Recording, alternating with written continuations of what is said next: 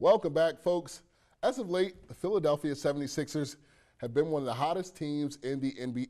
Wait, who? The 76ers are one of the best teams in the NBA right now. For more, I got to kick it over to Haley. Haley?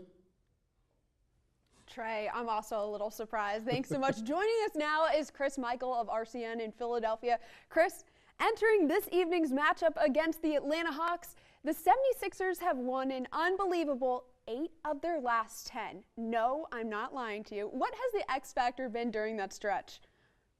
Well, clearly everything kind of starts with Joel Embiid. Even if he's not in the game, they're still limiting his minutes. They're still limiting his playing time. He doesn't play back-to-back nights. There's a schedule which is not released, but on any given day he may just not play because they're trying to stick to that schedule to limit the amount of time that Joel Embiid plays. But his energy that he brings to this team is amazing. The city has kind of bought into Embiid mania. Now, Ersan Ilyasova has been making an impact from deep. He was 5 of 6 from beyond the arc in Friday's game, and he's made at least one three-pointer in 38 consecutive games. Has that been an emphasis for him in practice? Yeah, I mean, you look at his size and you think, boy, this is a guy that dominates inside, and he does. But it's almost like he likes having fun shooting the threes, and he is so good. He will literally practice banking threes in practice, and he's really good at it. He doesn't just throw it up as a lark. He takes pride in his three-point shooting ability, and that kind of goes with the whole demeanor. When he makes a three, he kind of gestures to the fans.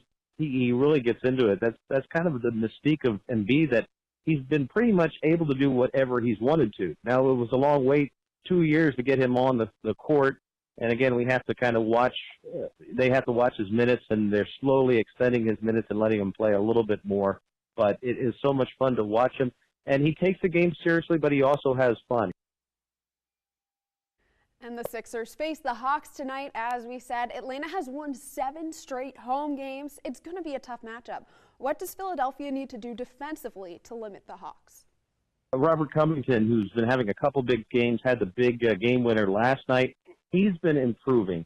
Dario Saric is not going to overwhelm anyone based on his defense, but he's been improving. So they're slowly getting better. And, it brings up the issue about what do you do with all these big men. Embiid can play defense. Nerlens Noel is probably better than Jahlil Okafor, but the Sixers at some point are going to have to decide what to do. They can't continue to carry 4 big men. Very true. They are stacked down low. Chris, thank you so much for joining us. That's Chris Michael of RCN in Philadelphia. Trey, at this point, given how good this Philadelphia 76ers team is, would you say it's out of the question to see a Philly win tonight? Absolutely not. I was watching TV a little bit earlier today, and a great point was made up about the 76ers. They have no expectations coming into the season. So much easier to play when you have no expectations. That team is a bunch of young guys rolling in every single night to a different location and getting victories. It's really fun to see. I love what they're doing. In addition to Ben Simmons coming back from injury, as some reports have told, maybe after the All-Star break. Only time will tell, Haley, but might I say 8th playoff spot? I think that might be what they're thinking in Philadelphia.